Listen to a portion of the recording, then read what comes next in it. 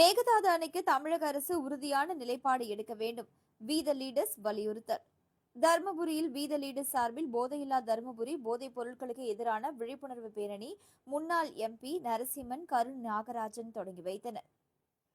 தர்மபுரி அரசு மருத்துவமனை வளாகத்தில் இருந்து வி த லீடர்ஸ் சார்பில் போதை இல்லாத தர்மபுரி போதைப் பொருட்களுக்கு எதிரான விழிப்புணர்வு பேரணி சிறப்பு அழைப்பாளர் கருண் நாகராஜன், முன்னாள் எம்பி நரசிம்மன் தொடங்கி வைத்தனர். இந்த நிகழ்ச்சிக்கு தலைமை எஸ்.எம். முருகன், முன்னிலை J. Sivalingam, B K. Madhesh, S P. Selvam,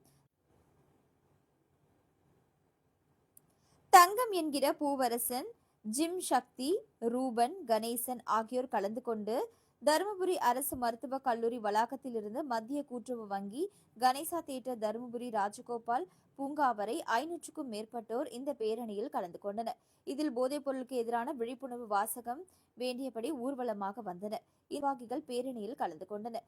we the leaders அமைப்பின் சார்பில் நடைபெற்ற போதைப் பொருள் ஒழிப்பு விழிப்புணர்வு பேரணியில் பங்கேற்ற அமைப்பின் சிறப்பு பேச்சாளர் நாகராஜன் செய்தியாளர்களிடம் மேகதாது அணை விவகாரம் குறித்து முக்கிய கருத்துக்களை தெரிவித்தார். அண்ணாமலை IPS தலைமையில் பொள்ளாச்சியில் தமிழகமே திரும்பி பார்க்கும் வகையில் லட்சக்கணக்கான இளைஞர்கள் பங்கேற்ற மாநாடு வெற்றிகரமாக நடைபெற்றது. அதன் தொடர்ச்சியாக பல்வேறு மாவட்டங்களில் நிகழ்ச்சிகள் நடைபெற உள்ளன. மேலும் ஆகஸ்ட் 17ஆம் தேதி சென்னையில் சுற்றுச்சூழல் மேம்பாட்டு விழிப்புணர்வு பேரணியும், அதனைத் தொடர்ந்து கிருஷ்ணகிரியில் மகளிர் மேம்பாட்டு மாநாடும் அண்ணாமலை தலைமையில் நடைபெற உள்ளது. தர்மபுரியில் நடைபெற்ற பேரணியில் 90%க்கும் அதிகமானோர் இளைஞர்களாக பங்கேற்றது மகிழ்ச்சி அளிக்கிறது. ஒருபுறம் போதையில்லா தமிழகம் என்ற இலக்குடன் அண்ணாமலை செயல்பட்டு வரும் நிலையில், மறுபுறம் தமிழக அரசு புதிய வகை மதுபானங்களை அறிமுகப்படுத்தி மது விற்பனையை விரிவுபடுத்தி வருவது அதிர்ச்சி அளிக்கிறது என்றார்.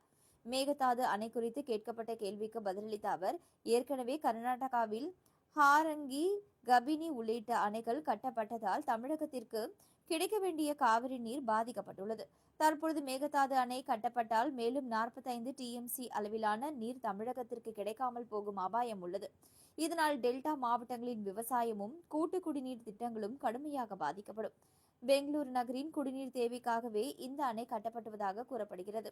ஆனால் அதற்கு மிக குறைந்த அளவு தண்ணீரே போதுமானது. எனவே மேகதாது அணை கட்ட வேண்டிய அவசியமில்லை. இந்த விவகாரத்தில் அண்ணாமலை ஏற்கனவே தஞ்சாவூரில் ஆயிரக்கணக்கான விவசாயிகளை திரட்டி உண்ணாவிரத போராட்டம் நடத்தி விழிப்புணர்வு ஏற்படுத்தினார். மேகதாது அணை விவகாரத்தில் மற்றவர்களை விட தீவிரமாக மக்களின் உரிமைக்காக குரல் கொடுத்து வருபவர் அண்ணாமலைதான். தமிழக அரசு மேகதாது அணை விவகாரத்தில் உறுதியான நிலைப்பாட்டை எடுக்க வேண்டும். இது தமிழக மக்களின் உரிமை சார்ந்த பிரச்சினை. காங்கிரஸ் கட்சி தனது நிலைப்பாட்டை தெளிவுபடுத்த வேண்டும். தேவைப்பட்டால் காங்கிரஸ் அமைச்சர்கள் அமைச்சரவையிலிருந்து விலக வேண்டும். அதைவிட முக்கியமாக மேகதாது அணைக்கு அனுமதி கிடையாது என்று தமிழக முதல்வர் உறுதியாக அறிவிக்க வேண்டும் என்பதே தமிழக மக்களின் விருப்பம் என்று தெரிவித்தார். அமைப்பின் சார்பாக மாபெரும் தமிழக தலைவர் அண்ணாமலை அவர்களுடைய கொள்கையை ஏற்று அவர் இட்டிருக்கின்ற பணியிலே முதல் பணியாக இருக்கின்ற தமிழகத்திலே போதை ஒழிப்போம், போதையில்லா தமிழகத்தை உருவாக்குவோம் என்ற கருத்தின் அடிப்படையிலே போதையில்லா தர்மபுரியை உருவாக்குவதற்காக இன்றைக்கு உறுதிமொழி எடுக்கின்ற இந்த மாபெரும் பேரணியிலே நாங்கள் எல்லாம் கலந்து கொண்டிருக்கின்றோம். இந்த பேரணி என்ன சொல்லுகிறது என்று சொன்னால், தருமபுரி மாவட்டத்தில் இருக்கக்கூடிய அத்தனை மக்களும் போதையை புறக்கணிக்க வேண்டும். வருங்காலத்தை சிறப்புமிக்க வளமான தமிழகமாக மாற்றுவதற்கு போதையை ஒழிக்க வேண்டும் என்ற கருத்தை மக்கள் மத்தியில் எடுத்து செல்வதற்கு அண்ணாமலை அவர்கள் கொடுத்திருக்கிற ஆணைப்படி தருமபுரி மாநகரமே கண்டு வைக்கின்ற அளவிற்கு எங்களுடைய அருமைக்குரிய சொந்தங்கள் வீதி லீடர்ஸ் ஆயிரக்கணக்கானோர் இன்றைக்கு தருமபுரி மாநகரத்தில் பேரணியாக வந்தார்கள் என்பதை நீங்கள் பார்த்திருப்பீர்கள். இதனுடைய நோக்கம், இது ஒரு தொடக்கம். இது தொடர்ந்து நடக்கின்ற போது வீசுகின்ற அலையிலே தமிழகத்திலே நிலையான ஒரு ஆட்சியை கொடுப்பதற்கு ஒரு நிரந்தரமான தலைவர் அண்ணாமலை தான் வரப்போகிறார் என்பதை சொல்வதற்கு இந்த அடிப்படை தளம் இன்றைக்கு அமைக்கப்பட்டிருக்கிறது. நண்பர்களே, இந்த போதையில்லா தமிழகத்தை உருவாக்கின்ற என்னுடைய சொந்தங்கள் இன்றைக்கு குவிந்திருக்கிறார்கள். அவர்கள் மூலமாக கிராமம் தோறும் நகரம் தோறும் பட்டி தொட்டி எல்லாம் அண்ணாமலையிலே கருத்தாக இருக்கின்ற போதையில்லா தமிழகத்தை, போதையில்லா தர்மபுரியை, போதையில்லா நல்லம்பள்ளியை, போதையில்லா அதியமான் கோட்டையை, போதையில்லா அரூரை, போதையில்லா பெண்ணாகரத்தை, போதையில்லா காரிமங்கலத்தை, போதையில்லாத தருமபுரி மாவட்டத்தை உருவாக்குவோம் என்று ஆயிரக்கணக்கானோர் இன்று பொதுமக்கள் மத்தியிலே சத்தியம் செய்திருக்கிறார்கள் என்று சொன்னால், அதற்கு ஈடாக இணையாக தமிழகத்திலே வேறு யாரும் இல்லை என்பதை நீங்கள் பார்த்திருப்பீர்கள். அந்த கொள்கையை ஏற்றுக்கக்கூடிய நம்முடைய தொண்டர்கள் இன்றைக்கு அமைதியான ஒரு பேரணி நடத்தி முடித்து காட்டியிருக்கின்றார்கள்.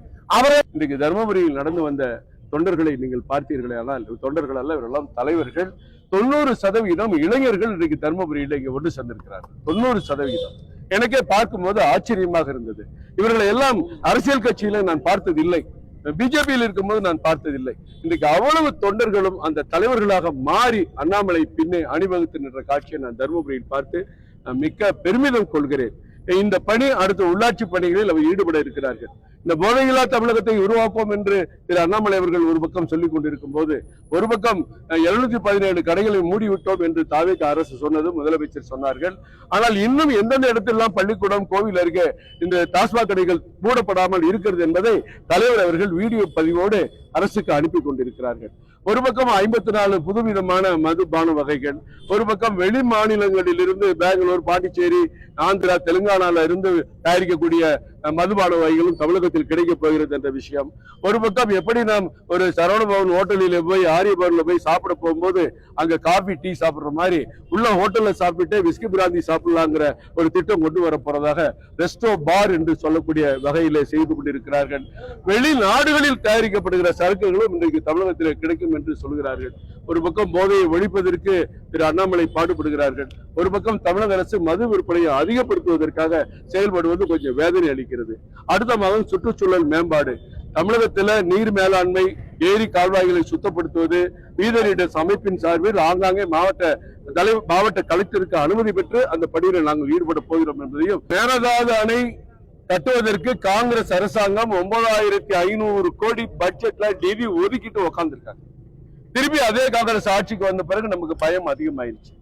ஏற்கனவே கலைஞர் இங்க முதலமைச்சரா இருக்கிற பொழுது இந்திரா காந்தி அவர்களுக்கு நன்றி பாராட்ட வேண்டிய கடமைக்காக தமிழக மக்கள் வஞ்சிக்கப்பட்டு ஆரங்கி, கபினி போன்ற அணைகள் அங்க கட்டப்பட்டதுனால கூடுதலாக ஒரு 40 டிஎம்சி தண்ணி தமிழகத்துக்கு திறந்து விடக்கூடிய தண்ணி அங்க நிறுத்தப்பட்டது.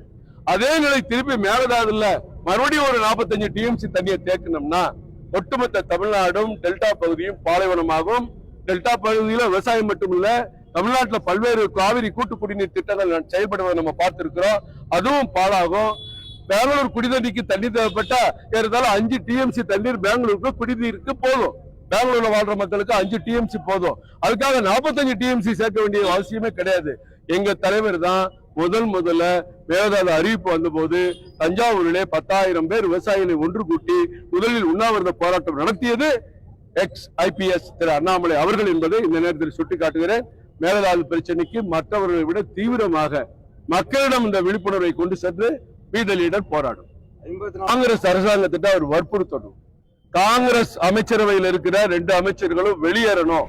நீங்க மேகதாது அணை கட்டுவேன்னு சொன்னீங்கன்னா உங்க ஆதரவே தேவையில்லைன்னு முதலமைச்சர் சொல்லணுங்கிறது தான் தமிழக மக்களுடைய ஆசை, விருப்பம் என்பதை இந்த நேரத்தில் சொல்லிக்கிறேன். ஏன்னா ஆட்சிகள் மாறலாம், ஆட்சிகள் யார் வேணாலும் மாறலாம்.